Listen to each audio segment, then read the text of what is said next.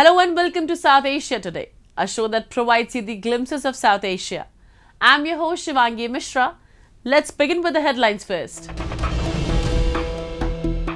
Hot Indian spices adding flavor to a spicy economy. Nepal observes National Unification Day.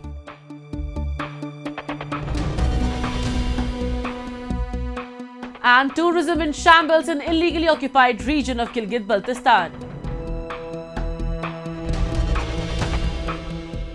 Let's begin the show. The enormous growth of the Indian spice market has created a flurry of business opportunities for those seeking high returns on small investments. Stepping up their marketing initiatives, the leading spice producers are also coming up with innovative products. Since the COVID-19 pandemic, demand for Indian spices has increased, even more due to their immunity-boosting effects. Their continually increasing demand is spiking the Indian spice market. Take a look. Turmeric, coriander, garam masala, black pepper, and red chili. These spices, among many others, play a vital role in Indian cuisine, adding unique flavors and tastes to food and drink. The traditional spice box, known as a masala daba, is one of the necessities in an Indian kitchen.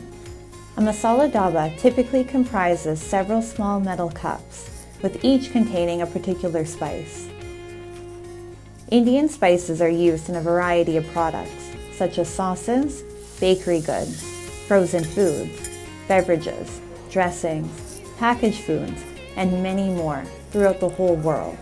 About 75 of the 109 varieties of spices listed by the International Organization for Standardization are produced in India, a country famous for its spices.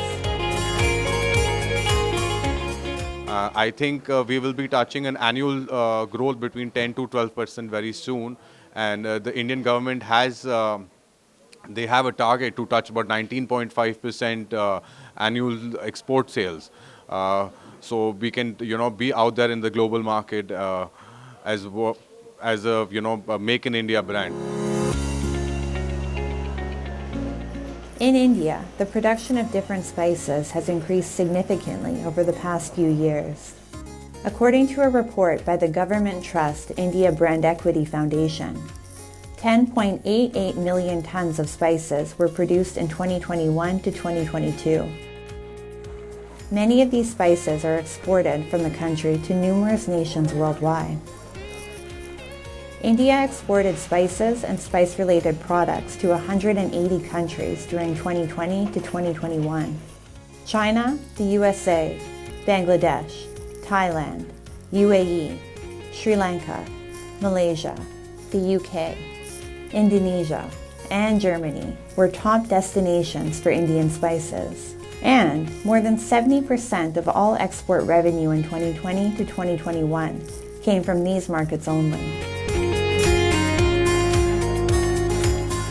Since the COVID-19 pandemic, demand for Indian spices has increased even more due to their immunity-boosting effects. The export of spices registered an all-time high in volume and value during 2020 to 2021, growing by 17% in US value terms and 30% overall. Their continually increasing demand is spiking the Indian spice market. बहुत अच्छा perform कर रहा है.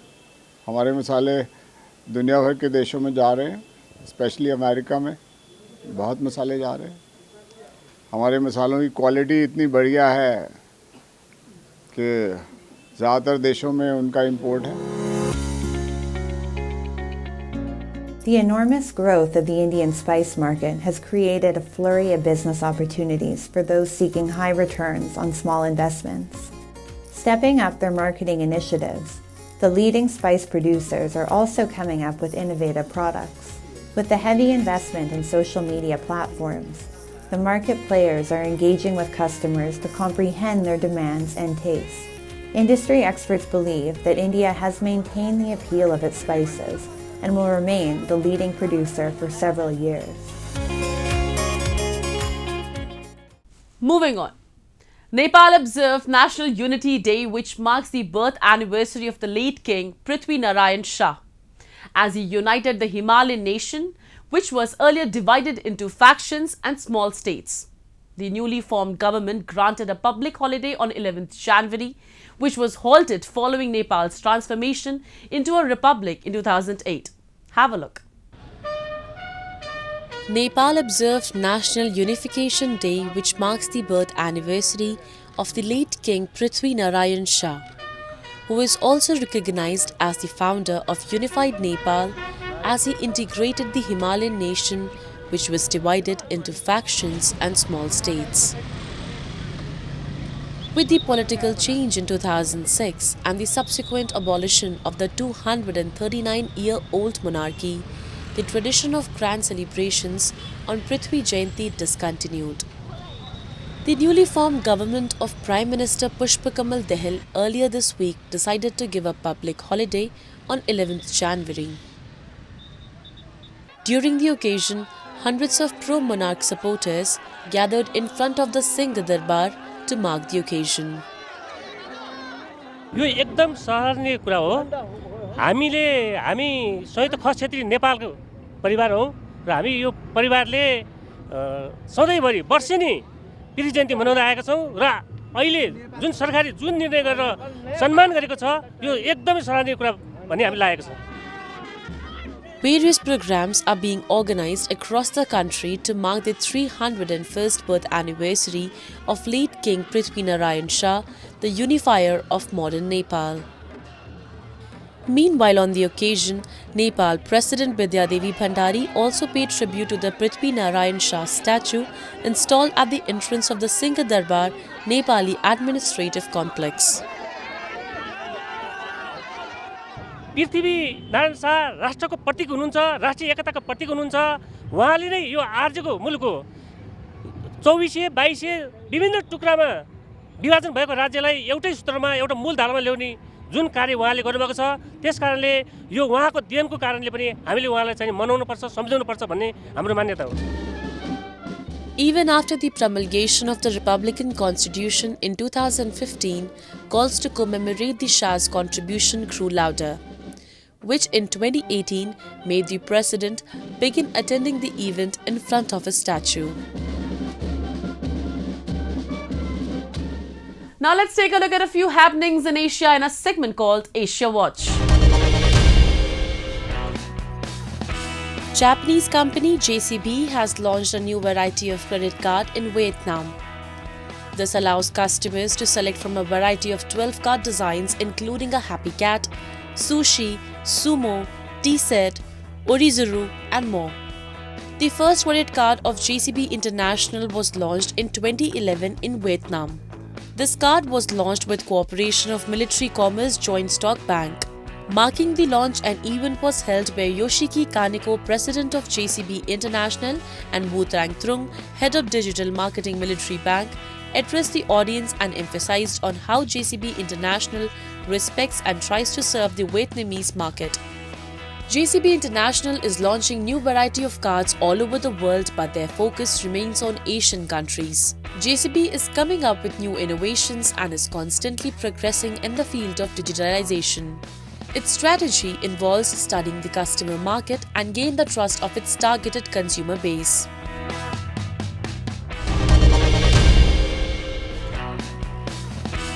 Colombians took to the streets in the annual Blacks and Whites Carnival, celebrating diversity in the southwestern city of Pasto. The celebration, which UNESCO named a masterpiece of oral and intangible heritage of humanity in 2009, draws on the South American countries' indigenous, Spanish and African traditions. Despite its name, which invokes the ritual of wearing black and white clothing to symbolize unity and equality, the carnival combines vibrant colors and music to celebrate ethnic and cultural diversity. On the Day of the Whites, artists put together a 6-hour parade featuring colorful outfits. On the Day of the Blacks, the participants are encouraged to paint their faces black to commemorate the liberation of slaves.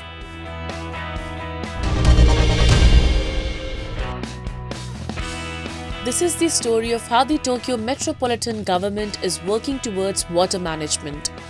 The length of this conduit is 20,007 kilometers. Authorities have changed the material of the water pipe to ductile pipe, which has reduced the leakage to 3%. From the source of water supply to its flow, everything is managed efficiently by the department. The requirement of water supply changes from time to time, and the Tokyo Metropolitan Department tries to maintain a stable tap water supply for 24 hours. They also monitor water leakage problems and are quick to respond to it.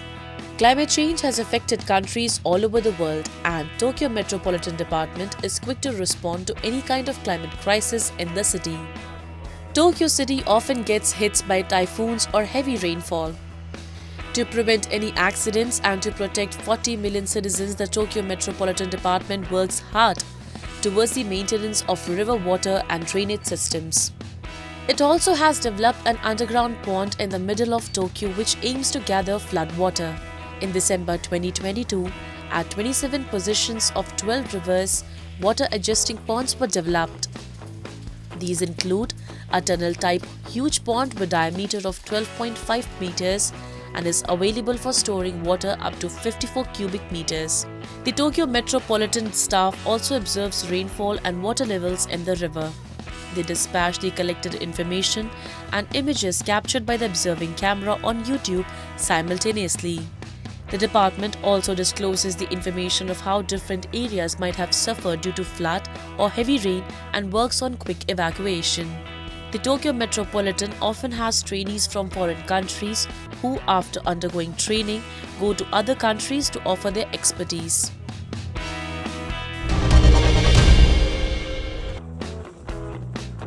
Taiwan's armed forces conducted anti-aircraft landing drills to showcase its defense capabilities ahead of the Lunar New Year holidays. Enemy troops in the exercise could be seen emerging from landed helicopters and taking positions at an army base in Taiwan's southern city of Kaohsiung, while defending troops fired in response from armored vehicles and attack helicopters.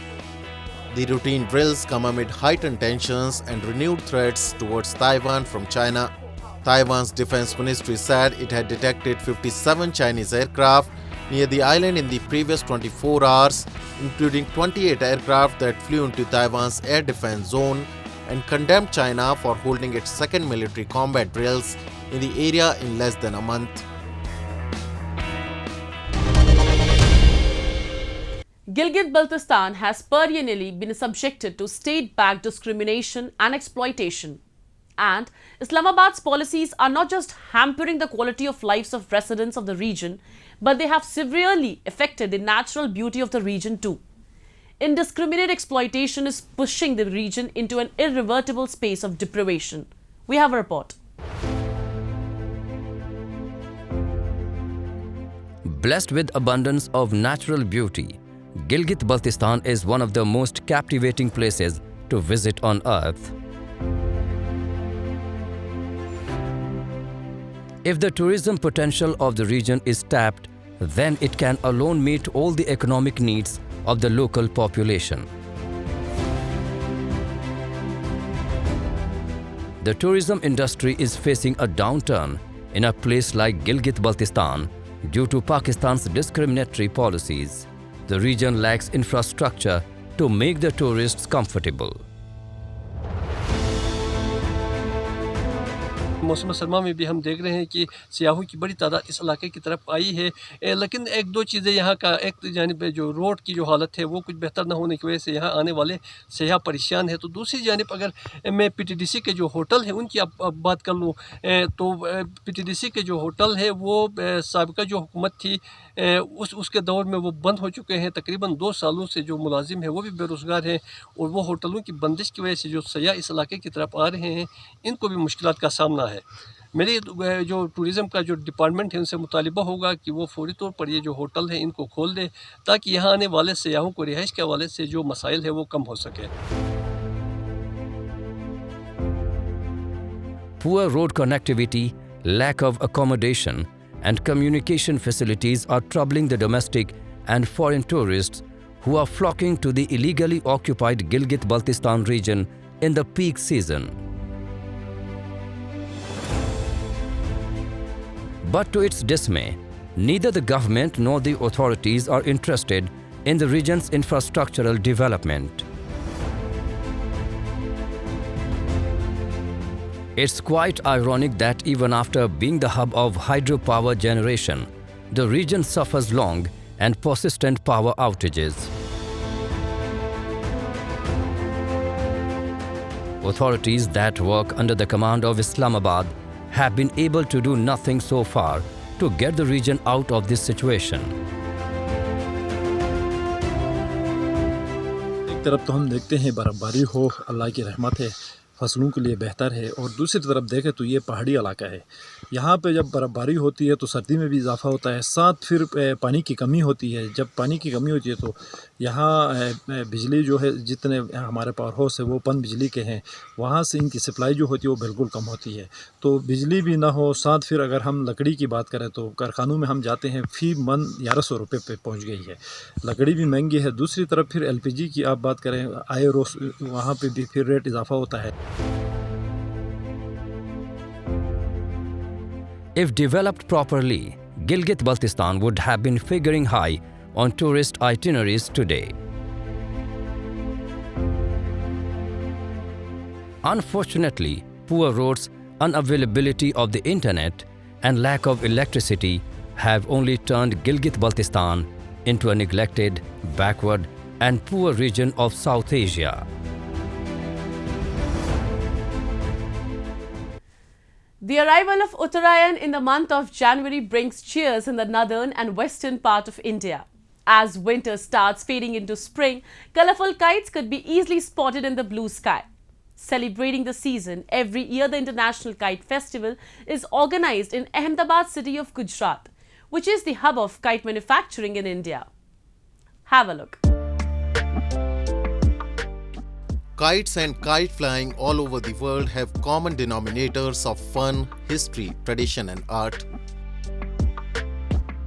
It is quite a common sight in India to witness a myriad of colorful kites in the sky, especially during the months of January and February because of the arrival of Uttarayan, the period when winters slowly start fading into spring. A treat for kite flying enthusiasts all around the world, the International Kite Festival returned to its full glory in Ahmedabad city of Gujarat after the 2-year pandemic break. This year, the festival was inaugurated by Bhupendra Patel, Chief Minister of Gujarat. A theme pavilion marking the history of kites was set up by the authorities for the opening ceremony. Kite ફેસ્ટિવલની પરંપરા હવે ગુજરાતની વૈશ્વિક ઓળખ બની ગઈ છે. આદરણીય વડાપ્રધાનશ્રીએ પતંગ ચગાવવાના તહેવારને આધુનિક આયામ અને રૂપરંગ આપ્યા. કાઇટ ફેસ્ટિવલને દેશ વિદેશમાં નામના અપાવી. આના પરિણામે 53 દેશોના 126 પતંગબાજ અને 14 રાજ્યોના 65 પતંગબાજોએ આવીને આ કાઇટ ફેસ્ટિવલમાં પાછલા તમામ રેકોર્ડ બ્રેક કરી દીધા છે અને વિશ્વની એક પરિવાર ભાવના વસુદેવ કુટુંબકમ ચરિતાર્થ કર્યું છે. Marking the ceremony, 126 participants from 53 countries around the world attended the event. A special parade was taken out by national and international kite flyers. A number of cultural dance performances were also organized during the ceremony, making it a grand affair. This festival is one of the biggest in the world, and I meet my friends from many countries, and I get to share my kites and my art with many people.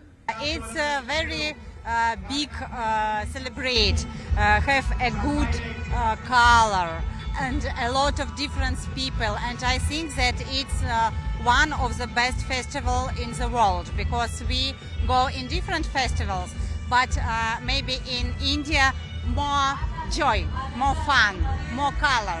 Yes, it's very pretty. Kites gathered at the Sagarmataha riverfront in Ahmedabad with their colorful and unique kites that adorn the sky. Organized by the Gujarat Tourism, this year's theme for the festival was the G20 theme of One Earth, One Family, One Future. We have 2 kites of G20, we have also a group of kites that look like different girls. They are so pretty. And we have a mola. It's a traditional art of our country, or even in South America. Apart from Ahmedabad, international kite festivals are also being organized at different cities like Surat, Vadodara, Rajkot, Dwarka and others. In Vadodara city, kiters gathered together to fly colorful and unique kites. Locals were thrilled to attend the festival.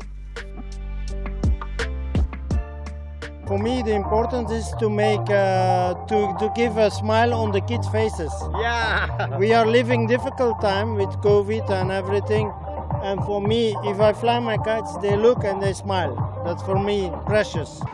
I feel much better now. I was trying my best to hold the spirit and to continue flying even during the pandemic, flying indoor, flying in my home, flying in my room.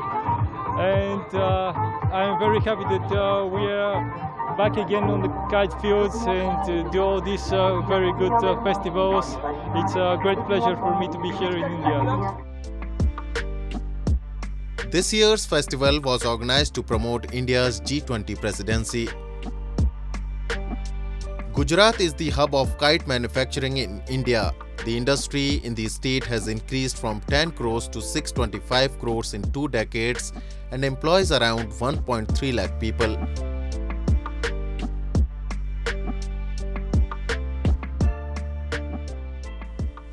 It's time for me to wrap up today's episode. We'll be back next week at the same time. This is Shivangi Mishra signing off on the behalf of the entire production team of South Asia Today. Goodbye and take care.